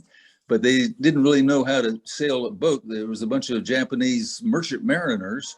So when they started off to head back to China or Japan or whatever it was from Florida, and they needed some folks who had some square rig experience. So they dialed us up, Unicorn folks up, and a bunch of us went over there and to give them a hand. So it was a very strange situation because there were two crews on board. There was the Japanese crew who thought they owned the ship, which they actually did. And then there was the sailing crew, which was an American crew, could actually sail the ship. So that was a very strange dynamic, shall we say. I sailed her and got off in Acapulco, went back to Unicorn, but that's all another story. Ended up over there in the far away, over off of Hong Kong, ended up in a typhoon and sank with all but one hand eventually, just a few years later, which was unfortunate to say the least. And there's old Black Pearl doing her thing. Yeah, I was in Black Pearl for the summer of '80, doing the America's Cup and all that sort of thing with Barclay. And I always remember Barclay, quite the character, Barclay Warburton III. He taught me which way a star goes up. Most people just look at a flag with a star on it and say, oh, it doesn't make any difference where it goes up or down. The flag can go either way. So this flag looks the same either way. Well, the New York Yacht Club pennant there, which he was a member of, we've always said, of course, and I just put the flag up or put the flag down, put the flag up every day, of course, as you're supposed to. But one time upside down, and I didn't think it was any difference. I just put it up, and Barclay spotted it from about 4 bars down the way, and came back and told me which way it was. So I never have forgotten which star's pointy end. The pointy end goes up. That's the right way. There's Gazella back again. Good old Gazella. Yeah, nice sunset. That's actually taken off the coast of Florida as we were heading for New Orleans to do our vampire movie. And yeah, nice shot of her. That was great fun selling Gazella. We got her back. Nice shot of it, all right. Now, there's Lady Washington. Good. Yep, Lady Washington, brig. Lady Washington out on the West Coast. She certainly is having a good time sailing around today. She's a great looker and a very handy boat. After sailing Unicorn as a brig, Lady Washington put Unicorn to shame. She was so much handier than Unicorn. I couldn't believe it. You actually could predict when you were going to go through the wind with a great deal of success. She's a very handy little boat, a very big, small boat. There she is alongside the dock. Yeah, and some folks up there furling. Yeah, I had a good time with Lady Washington for a month or two way back. Well, not that long ago, actually 3 or 4 years ago. Yep. Oh, there she is shooting a cannon. Yeah, that's in Monterey Bay. We were doing a reenactment of I think it was who was it? The Brazilians that took over Monterey at one point or something like that. It was a very strange situation. Yeah. And there's, well, the other one, I never was actually on Constitution, but I couldn't resist. We were sailing around with Constitution and Roseway over the summer, doing the turnarounds that the Constitution likes to do, and off of Castle Island, there she let loose a good broadside there to celebrate. Well, she was firing on Castle Island. They were returning fire, so that's what that shot is on the right. Yeah, that's great. Thank you, JV, very much. Okay, sure. All kind of sea stories. Getting late. Some of these guys probably half asleep by now. Yeah, come up now. Get Paul DeOrsay out here. He's going to tell us about Gazella too. There's one from the Shenandoah. I'll make it real short. Yeah, this shot was taken from the Shenandoah, and I'll point out that Shenandoah literally sailed a circle around us that day, and then kind of pulled up on our weather bow and had to back his topsails until finally we could catch up to him. And I think that's when this shot was taken. This is Portland, where Steve mentioned we spent, I think it was three or four winters doing work on the ship.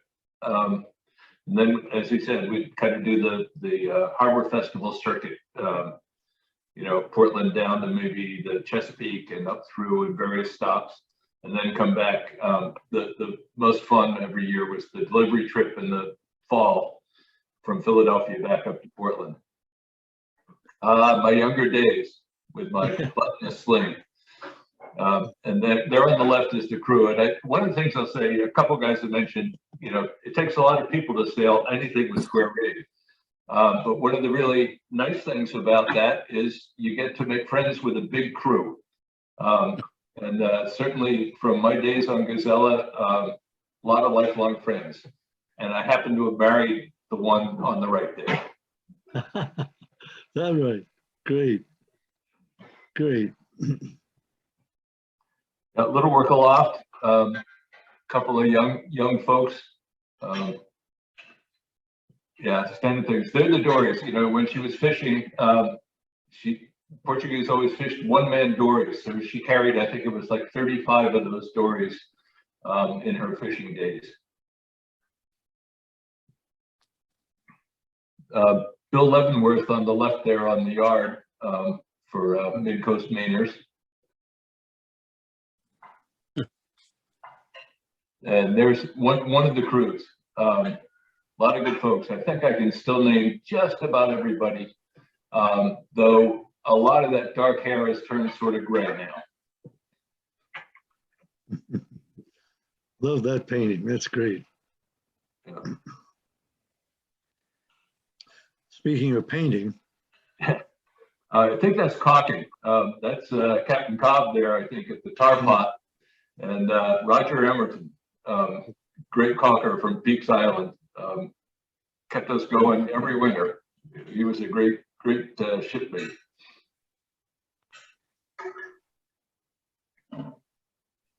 That's, One of the great things in Gazella was visiting places like New Bedford and Gloucester with big Portuguese communities. And, you get everything from, an old engineer that gets down in the engine room and would pat that old Mannheim and just kept saying, oh, good motor, good motor. Or a little girl who came and carefully recited that her grandpa had been a fisherman on the Gazella in whatever year. A lot of fun.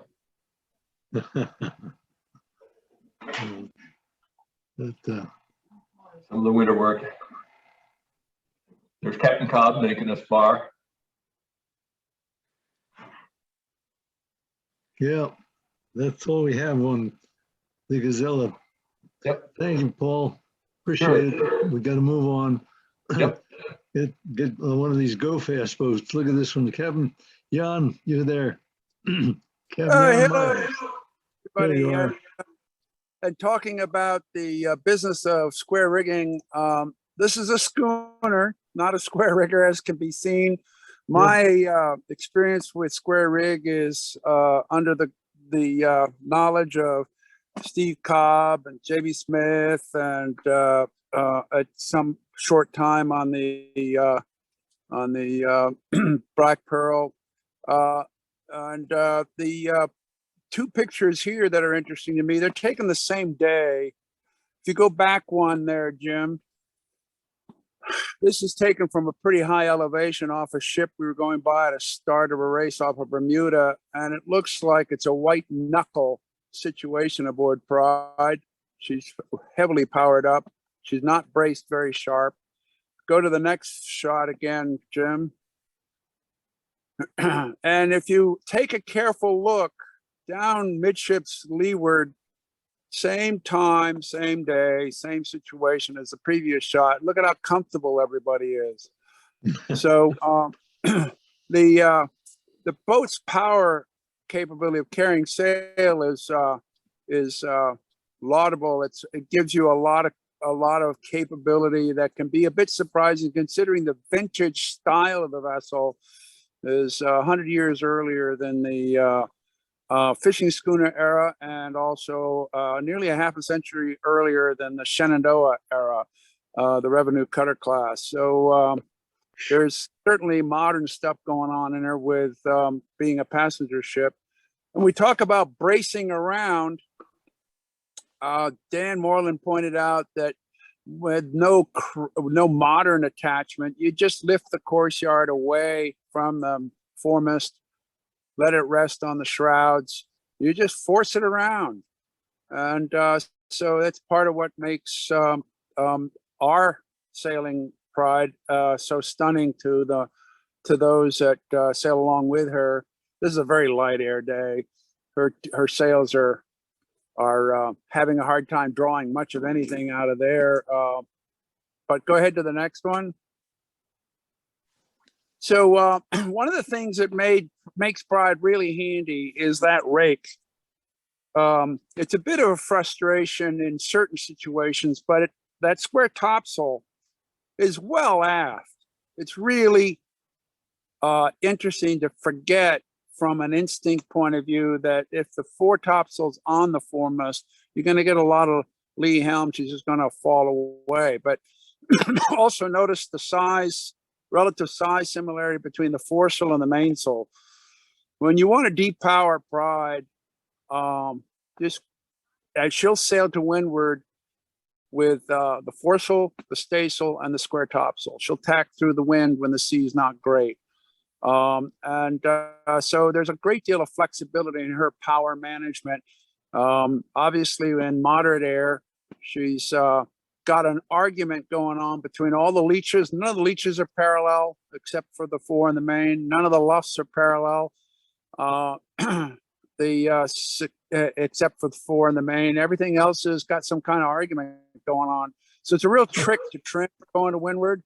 And as Dan pointed out earlier, going downwind, her jibe angle has got to be nearly 70 degrees because of the overlapping that goes on between the shattering of the mainsail on the foresail and the headsails. There's so much overlap going on. But if you get a strong enough breeze, They just take everything down off the back of the boat, and you can sail deeper with the foresail than you can with the mainsail up as well. Her tacking angle is on the order of an ocean going 55 in a small sea. You get anything much greater than 4 feet, and then you're just basically slamming into the swell. So she's not going to be that good, but she's roughly 10 degrees better than a really sharp square rigger. And it's because that square topsail comes right around, because we don't have it anchored to the foremast. It's hung off the doubling, so it braces right around. So what they must have been able to do back in the day, chasing down English freight during the privateering era, the 1812 war era, was very impressive and very successful, to the point of the British coming to Baltimore to burn the shipyards. They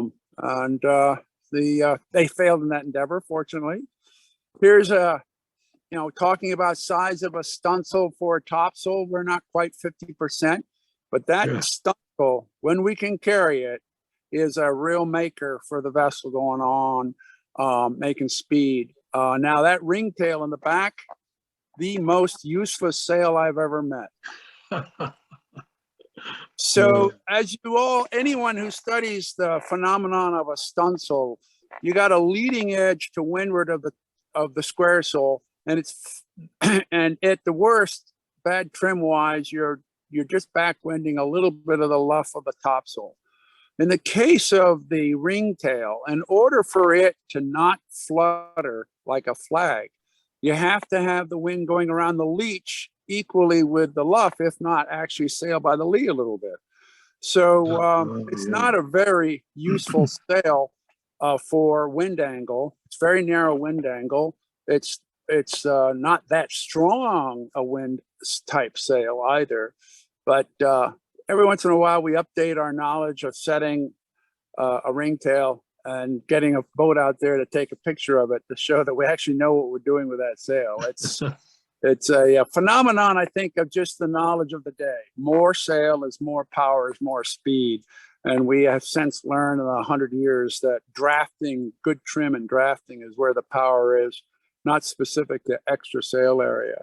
So, but the being able to brace around, go to windward, being able to broad reach, not be able to sail really, really deep with the mainsail on her, but she'll do, she'll making 10 knots through the water. You can sail in 20, 25 knots of breeze true without any discomfort. Great information. Thank you, Cap. Thank you very much. Well, we move on. Dick, Richard Bailey. Dick, come up here. All right. What do we got? I think I've unmuted myself. I wanted to tell a story or two for Steve and JB's benefit. Barclay Harding Warburton III. I think my regime with Black Pearl followed the two of them. But one day, Barclay and I had a disagreement about something, and as he was heading off for his 3-martini lunch, and he stopped his foot and said, "I never met a paid captain yet who didn't think he owned the goddamn boat." And he stomped off to lunch. And then several hours later, he came back and he patted me on the back and he said, "I meant that as a compliment." And I guess he did. I'm not sure. And then as for geezers aloft, I want to tell an Eagle story. I was sailing an Eagle the summer of 80, I think it was. And Irving Johnson had been on the month before me. And Captain Paul Welling was in charge then, and he had hove to off Chatham to pick up Elliot Richardson, who was the Law of the Sea Conference command ambassador. And but when they brought him out in a Coast Guard 44 or 45 or whatever, and they manned the rail and they piped him aboard, and he came on deck and he looked around and he said, I thought Captain Johnson was aboard. And Welling lifted his arm and pointed up to the topgallant where they were dressing the yards with sailors. And he went, oh, he's here. He's up there. He was manning a yard at age 72 with the 18-year-olds. And that was pretty impressive for a geezer aloft, I thought. That's my background. So here's some pictures of Rose. The New York Times is 2000. The Figaro is 96. What you can't see in the New York Times photo is that there's a flag hoist on the mizzen that says, it's a girl. And the late Dave Hyatt aboard Kalmar Nickel was the only one who caught the hoist and radioed me and said, I guess congratulations are in order. And I was like, well, thank you. They are. And that was just my daughter had been born the day before. So most people know Rose. She was built in 70, didn't have much of a life. By the mid 80s, we were rebuilding her. Those frames are all new. The black man, the top row, second from the left, is Jay Hazel, who was instrumental in the building of the first Pride of Baltimore, I think. Bottom row all the way to the left is Kay Williams, the sort of blue collar savant visionary who bought Rose for virtually nothing and said, we're going to rebuild this boat. And I when I first met him, he was telling me, you have to come and work for me. We're going to rebuild this boat. And I was like, yeah, you think? And I went back a month or two later and they had like a part of the port side stripped away and they were putting frames in one at a time in the water. So we did it. We rebuilt it from the waterline up in the water. And then in 87 or so, we took it to Kelly's and ripped the bottom out and rebuilt that. I'm not sure I can match my talk to my pictures, but this is off the coast of Ireland in 96. It's Alex Thorne, topsail yard to the right. She said at my wedding that it was appropriate that she should be best man because I took her to sea and made a man out of her. She had kind of a funny sense of humor. So Rose, we did this rebuild and she went on not long. Ernestina was the first larger vessel to become inspected under the Sailing School vessel regulations, but Rose followed 2 years later as the first Class A size square rig vessel in America to be inspected as a Sailing School vessel. I like the middle picture. That's 79. Dan said that, he liked to sail Picton as if she had no engines. Well, I did indeed sail Rose a number of times in the 70s and 80s when she had no engines. And the center picture is one of those times. The picture on the left is La Rochelle, France. And there's the flag hoist of I'm pointing at the screen like you can see me pointing. The flag hoist of It's a Girl from Scott Kennedy, a marine artist that many people present may know was aboard for Opsail 2000, and he did that little sketch painting for me. Rose Among the Icebergs. This again is the late 90s. It's not as far north as it looks. It's between Newfoundland and Labrador. We spotted this iceberg on radar and actually went in for the night to Red Bay and we're tracking the iceberg, and we knew how fast it was moving. So in the morning, we got up really early and got out east of it before the sun rose and semi-staged the photos. But a funny thing is the kid I sent out with the boat is Coxon. I radioed him at one point and said, Jason, bring me back a piece of that iceberg for cocktails. So I watched him and he picked up a piece about the size of a basketball.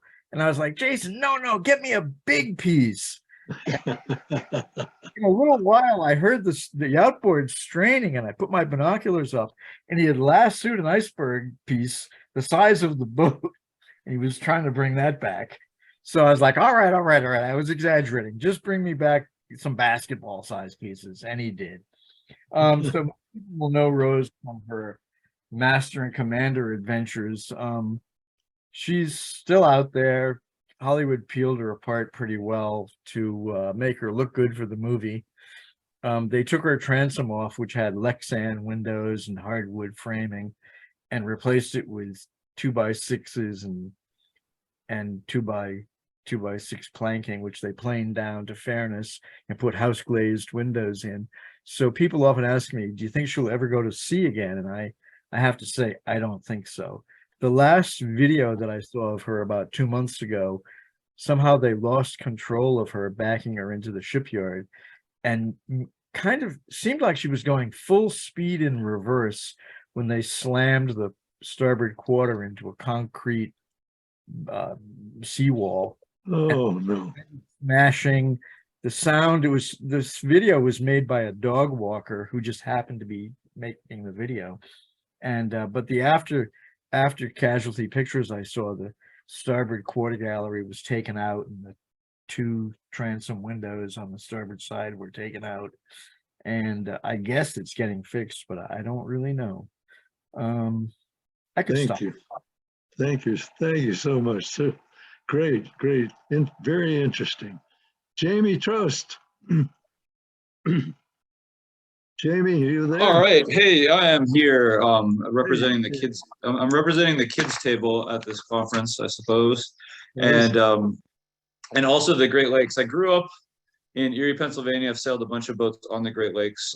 This first one here, not a true square rigger, but represents something that was imported to the lakes from Scandinavia with a lot of the immigrants that came. The schooner Dennis Sullivan, probably a lot of you've heard in the news lately, was recently acquired by World Ocean School to be used. So she's left Milwaukee. This shot is off Milwaukee. And a couple of things in here. She's got the Rafie, which is a pretty characteristic thing of the late 19th century on the Great Lakes. Not really a square rig, but operates in some of the same ways because she got the single yard. This came about from a lot of the Scandinavians who had sailed there and liked what they used on the Baltic. And then we'll get to this later in the talk, but all the lowers in this picture, oh, can you go back one? All the lowers in this picture are made at the loft of Dave Berrig. And I wasn't on a ship at the time, so I actually got employed at Berrig's loft and did a lot of he and I did all the handwork on these. He had seamed them up and tabled and everything them. And the forestaysail on that is the only sail I've ever successfully made by myself with Dave looking over my shoulder. So there's that in that shot. Go ahead, Jim. So my most recent, I'm up in Traverse City, Michigan, back on the lakes now, but for the last 3 years, I've been involved with Grays Harbor Historical Seaport. And at the time I started, they had 2 vessels. I finally get to talk about it. I got a couple boats that people haven't sailed on before in this one. But Hawaiian Chieftain in the foreground has been acquired by new owners and is being restored to sail back to Hawaii and operate out of there. She was built in the late 1980s to do sail cargo among the Hawaiian Islands. Really interesting and weird rig. She's a topsail catch. The out of the water pictures of her, I couldn't find a good one that wasn't covered in rust because of the state she was in, but she's a bilge keeled vessel designed to land on the shore and offload cargo. She puts the lee in leeway is what a lot of the folks would say about her. But really interesting rig that I don't think there's a lot of historic precedent for, but it was contrived to do the work around the islands. And then the brig Lady Washington, that's a little bit further out there, is Dan talked about handy vessels. That's a pretty handy one. She's 66 feet long. She's about, as far as I could tell, the size of the original vessel. And that vessel ambitiously set off as part of a trade enterprise from Boston to the Pacific Northwest, with loaded with trade goods to trade to the tribes of the Northwest, and then get sea otter pelts, which were famously popular in China in the late 1700s, or sorry, late 1700s, and then trade the sea otter pelts to the Chinese for tea, and then take home to Boston. So it was a 2-ship enterprise that spanned the whole globe. This was not endorsed by Jeff Bezos in any way. A little more stretched supply chain, but America needed caffeine, and the British would not trade with the newly found states after the Revolutionary War. So a lot of the program, and this is the fascinating thing I find about a lot of the replica square riggers I've gotten to work on. The program for Lady Washington involves a lot of that first contact between Euro-Americans and the tribes of the Pacific Northwest, which often wasn't very good. But in fit out in 2020, just before the pandemic, we took the crew on a couple of afternoons to the cultural museums of the tribes that still have a presence in the Pacific Northwest. And the last one we went to was at the Macaw Nation, which is the northwestern tip of Washington State, Cape Flattery.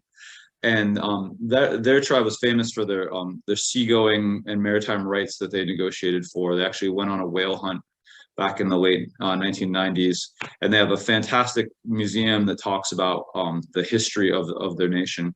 So we brought the ship into this tiny little inside the breakwater harbor, anchored there, went ashore. We obviously stand out like a sore thumb in Grundens and extra toughs. They knew we were from the ship, and we met the executive director of the museum, who'd been trying to get another local schooner to come out there for years, but the port lies outside the COI range of that schooner. So we happened to show up, and she invites us to come in alongside to the dock to open up for tours to one of their high school classes in a technical school. The ship had been to Nia Bay before, but it had been about 15 years. We stay open. We start to establish this friendship, and she gives us this book at the end that had just come out from a PhD student called "The Sea Is My Country," that talks about the Macaw Nation's negotiations for their maritime rights. And in the first 3 chapters, it talks about 3 different instances that the original Lady Washington was in exactly the same spot we'd been in, trading furs for chisels. So a pretty interesting historical confluence there. Everybody's talking about Gazelle. We can just skip that. I had a chance to be on her. I think the last time she went anywhere, I got to take her from Baltimore down to Norfolk and then back up the bay, and we got her up to about 9 knots the one day. But here's as Dan Moreland said, the sailing laboratory. I have an interesting history with this vessel. I grew up in Erie, Pennsylvania. I think I might be the only person in the States today who got to see a square rigger launched in his hometown as a teenager, and then later sail aboard that same ship in his 20s and 30s. Wow. And so this is a fascinating boat. I was there for the launching of, went off and did a couple of schooner things, and then sailed mostly on hermaphrodite style boats in the meantime. But this ship as a laboratory, as Dan said, go back, was fascinating in the fact that you're constantly on a lee shore in the Great Lakes. There've been a couple of everybody talks about the number of people you need to do things on a square rigger, and Niagara also made a tradition of trying to figure out how to do them with very few people. And the watch system that we had, you'd sail with 2 watches, and those watches were divided into 2 divisions each. So basically 4 different groups of people. And at night, there'd just be a division on deck at a time with a watch officer, an AB, an OS, a bunch of volunteers. And with the waters of the Great Lakes, we'd usually show up off of whatever port we were supposed to be to at 10, 12 hours early and spend a night sailing in a box that the captain would draw on the chart. Well, one night the box got drawn on the chart and the wind shifted so that it wasn't an exact square to the wind, and there was a definite leeward corner. And the 4th mate was kind of nervous, so she wore ship instead of tacked to stay inside the box. So lost some ground every time. The 2nd mate was lazy, so he did the same thing. And I took out over the deck, and we were about at the bottom leeward corner of the box. And with 6 people, we tacked the boat 5 times in a 2-hour period. And the chief mate took over for me and said, "Man, you guys really got far to leeward here." And I said, I don't want to hear it. We've been working our butts off. This boat also, Niagara, when I was on board her, the sailmaker I just referenced, Dave Berrig, was involved in this really fascinating study that a local hotshot racer who happened to be an engineering professor at the Penn State Barron campus in Erie was trying to figure out what the optimum main boom angle would be if you were on a spinnaker run in a racing yacht. And what they basically determined is that the main boom should be pointed dead downwind, which can't happen on most modern vessels because the shrouds get in the way. At the same time, the sailmaker had come across the painting that showed a square rigger at sea where all the details were right, but the main and the mizzen yards seemed to be pointed into the wind where the fore were braced essentially square. And they came up with this theory that if you did just that, and you braced the 4 yards relatively square and then pointed the main yards close to into the wind, kind of like a jib in reverse, you created an interesting airflow between them. And I've experimented with this on both Niagara and on Lady Washington, and each time we come up with increasing the net speed of the vessel by between 1/4 and 3/4 of a knot. But in one of the instances, and I saw Walter's on this call, so he might remember this. We did this in Lake Huron in about 25 knots of wind with a 5 to 7 foot sea running, and nearly rolled the sticks out of the ship in doing it. So we quickly abandoned the maneuver. But this is just a fascinating piece of physics that there is a historical representation of in a really accurate painting. And I wanted to share that with everybody here. Thank I don't you have very much. a whole ton left. And again, I talked about hermaphrodite earlier. I wanted to leave everyone with the etymological note that having been on board Pride of Baltimore II, when we lost our rig off the coast of France and spent 6 months there in the refit of the vessel, I learned some French. And I also learned that in the French language, fore and aft riggers are usually referred to as feminine, and square riggers are referred to as masculine. So the English adopted that in calling the vessels like topsail schooners and brigantines hermaphrodite, because they're a cross between the two things in the French language. Yeah, great. Geez, All right, thanks very thanks. much. Pleasure to be here. Fascinating. Appreciate it very much. Did Bob Douglas ever find his way aboard here? Wanted to have a few comments from Bob. He told me he was going to be here. Doggone it, I don't know what happened. Maybe he sailed off into the sunset. We just have a few pictures of the Shenandoah here. First, her launching, which was a very exciting time. I was there in the adventure, and when well, I wasn't there, and that's another one I was thinking of. Anyway, Bob is quite an acronym down in Vineyard Haven. He did visit Maine one time with a Shenandoah, and we raced him up the bay all the way up from Manhegan, where we went off and met him out there somewhere near Manhegan, and we had a beautiful sail all the way up in together. Shenandoah is certainly prize vessel. And of course, if I was here, I'd have him explain what has happened to her now and how fuel has taken over for him, and they're going to be running educational cruises. It's a great learning tool. Don Peacock, Don, are you there? I am. Yeah, thank you very much for having me. Jump right in, Don. Want to be involved, but I'm very fortunate to have under command the schooner Lynx. Schooner Lynx, as everybody knows, was built by Woodson Woods at Rockport Marine in Rockport, Maine, and launched in 2001. So she's a new vessel. We just turned 21 this year, and our home base now is Nantucket, and our winter port is St. Simon's Island, Georgia, and representing the War of 1812. We're very fortunate to be in St. Simon's, right where the live oak was cut for USS Constitution at Gascoigne Bluff.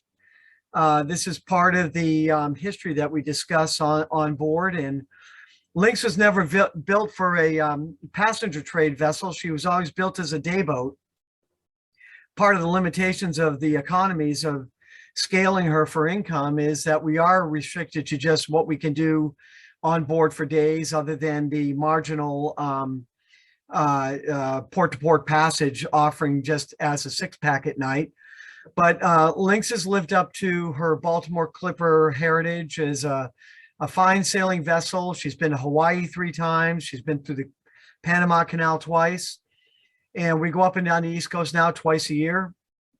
Right now, I'm coming to you from Annapolis, where we had a program with the U.S. Naval Academy over the weekend. And here's a fine picture of Lynx in, if you go back one, Jim, this picture is at the Opera House Cup in Nantucket 3 years ago in August. We had a nice blow and we were able to fetch a couple of good marks, and we took a second in that year. That was a good year for us in the Opera House Cup. And then the next one is really, the next slide is, this one is one of my favorite days sailing, Shenandoah and Lynx off of West Chop. Martha's Vineyard, and we had come off a grand night the day before, sailing down to Menemsha from Vineyard Haven with Shenandoah and Company down Vineyard Sound. We anchored up in Menemsha, and we decided to keep going. The next day, back up around East Chop into West Chop. And at about this point, Captain Douglas said, let's keep it going. Let's keep it going. Let's go to Cape Pogue. So there was a nice capture from another vessel of Lynx and Shenandoah coming around. And shortly after this, Shenandoah overtook us and bared off towards Oak Bluffs. And she started gusting up about 25. And we both bared away and came around East Chop, West Chop again, and actually East Chop, pardon me, and into Vineyard Haven, and took our hooks, and that was a grand time. Probably have not had better cooked food, as our crew shared a wonderful dinner with Phil, who cooked up scallops on board Shenandoah, and a rousing time with Bill Schustic, the shantyman, and a great time with two ships. And here we are rounding. When I was a young boy growing up in Nantucket, I was 10 years old when I first saw Shenandoah sail around the point, and it kind of made my knees buckle. And I always say that, you know, I've been fortunate enough to get a hold of Lynx through divine intervention, and I'm now proud to say that we're the ones that are bringing Baltimore Clipper or square rigger around Brant Point every day in Nantucket as our home port.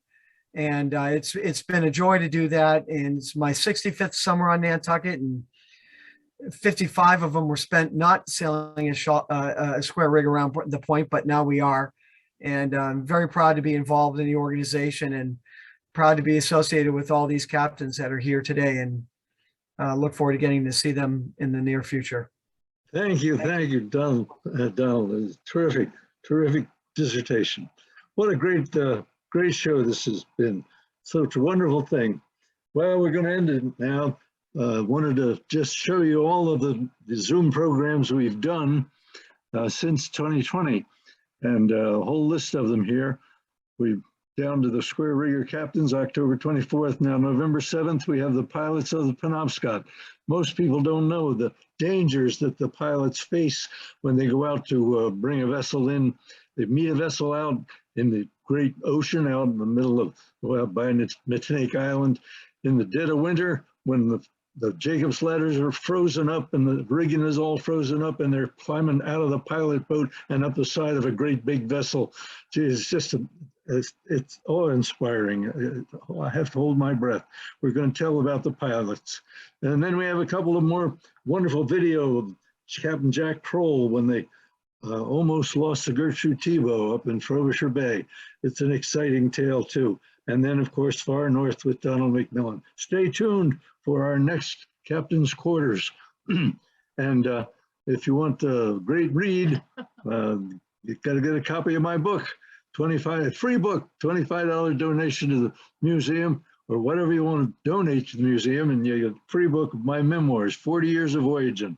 Well, now some of it's even true. So we thank you for watching. I don't know if there are any comments from the audience. We don't have much time left, but if you want to shout out something to one of these captains, now's your big chance. Go for it. Thank you all for coming. Thank you all for listening.